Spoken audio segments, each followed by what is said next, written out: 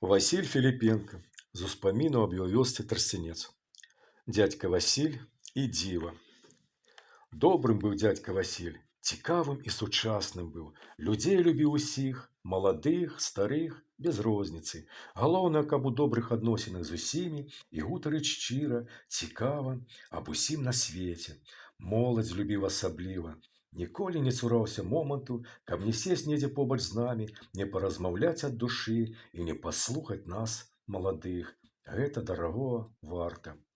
Паважалі дядьку Васіля і мы, таму беру і пішу аб ім, нібы дзякуючы долю за сустрэчу з такім светлым, чыстым душою і словамі чалавекам.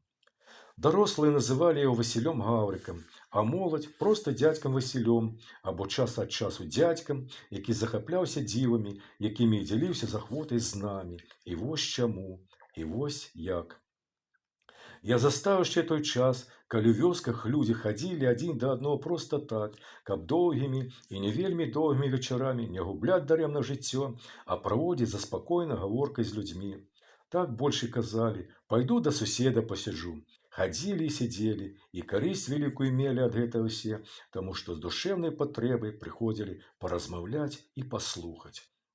Так атрымалася, што наша кола сяброў збіралася дома ў сяброў нашых вялікіх, доля якіх была цяжкаю і здавалася невыноснай, куды часта прыходзіў і дзядзька Васіль. Прыходзіў і, як заўсёды, уключаўся адразу ў той свет, у якім мы знаходзіліся на тую хвіліну. Калі глядзелі хакей, дык ён адразу нам маладым устаўляў, нібы прысуд канчатковы: канадцы зараз дадуць і нашым і вашым. Ого, браток! Любіў дзядзька слова браток, таму і карыстаўся ім часта і ўмела. Гэта ж не хакеісты, а машыны нейкія, якім ні стома, ні боль невядомая. Нашы слабейшыя, што не кажы, браток ты мой, накастыляюць нам, толькі лічыць паспяваем. Тут мы не пагаджаліся і пачыналі спрачацца з дзядзькам. Спрачаліся, перабівалі адзін аднаго. Калі футбол, дык і тут дзядзька ўціраў нам насы, калі лік быў на яго карысць. Калі пра мастацтва, дык і тут здзіўляў нас дзядзька Васіль, апавядаў нам натхнённа і ўсё абдымна, і мы не разумелі вытокаў тых ведаў яго, дзе тая крыніца, з якой ён чэрпа тыя веды. А дзядзька быў задаволены заўсёды, калі нешта выдаваў нам такое, аб чым мы і ведаць не ведалі. І так доўга цягнулася, пакуль выпадкова зусім мы не разгадалі вялікі сакрэт месца тых ведаў дзядзькі Васіля, якімі дзяліўся з намі, не шкадуючы. Неяк звярнулі мы ўвагу на календар, што вісеў у сяброў у першай палове хаты на сцяне, пра які ўжо даўно ніхто не ўспамінаў і лісткі не адрываў кожную раніцу. У нас яго называлі адрыўны календар. Дык вось нехта з сяброў пайшоў і зняў яго са сцяны, каб нешта там падлічыць нейкія дні, і звярнуў раптам увагу на тое амаль усё, аб чым нам з такім захапленнем распавядаў дзядзька Васіль. Зацікавіла нас, перагарнулі, пераглядзелі і самі здзівіліся, што столькі цікавага, аб чым мы пачулі ад дзядзькі, вісела з намі побач, і дзіўна і весела стала. А як жа весела было дзядзьку Васілю, калі пасля чарговых, як той казаў, новых адкрыццёў і ведаў, дурыў нам галовы, абы толькі не адпавесці аб крыніцах сваіх ведаў.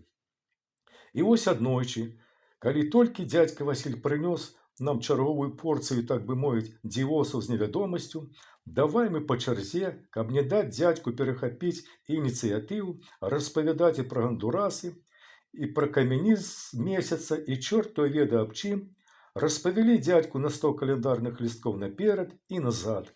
Доўга смяяўся дзядзька Васіль у той вечар. А, браточкі вы мае, дык як гэта вы дапетрылі, што цікава і вялікае, як той казаў, заўсёды побач. І зноў смех і дабрыня несліся па хаце. Смяяліся старыя і маладыя. Пачуццё неверагодна прыгожае, якое яднала нас цёплымі зносінамі, разуменнем неабходнасці ў прастаце і шчырасці. Такім я і ўспамінаю цудоўнага дзядзьку Васіля. Ну а яшчэ ж пра дзіва, якого мы тады не ўсе зразумелі, але якім па-сапраўднаму захапляўся дзядзька Васіль. Бывала, прыйдзе дзядзька Васіль прывітацца з усімі, сядзе на канапе або каля грубкі на зэдлік, маўчыць, думаючы аб нечым. Доўга маўчыць, а потым, калі ў чарговы раз нехта аб чым запытае яго, б'е сябе лёгка па калену і ўсхвалявана ўсклікае: «Як жа ён п'е, браточкі вы мае! Гэта ж дзіва! Як жа ён спявае! Дзіва! Проста дзіва, а не голас і спеў той вялікі! Браточкі вы мае! Вы толькі паслухайце яго, калі ласка! Вы ж толькі паслухайце!» Я і сёння зноў слухаю вялікага ўкраінскага спевака Анатоля Салаўяненку. Дзіва, браточкі, дзіва! Вось жыву ў Украіне, і калі слухаю вялікага Анатоля Салаўяненку, чарговы раз згадую цудоўнага майго аднавяскоўца, сапраўднага цаніцеля сапраўднага жыцця і мастацтва, прыгожага і добрага ў чалавеку і прыродзе, у розуме нашым дзядзьку Васіля, які ведаў толк у вечным і Божым і годным.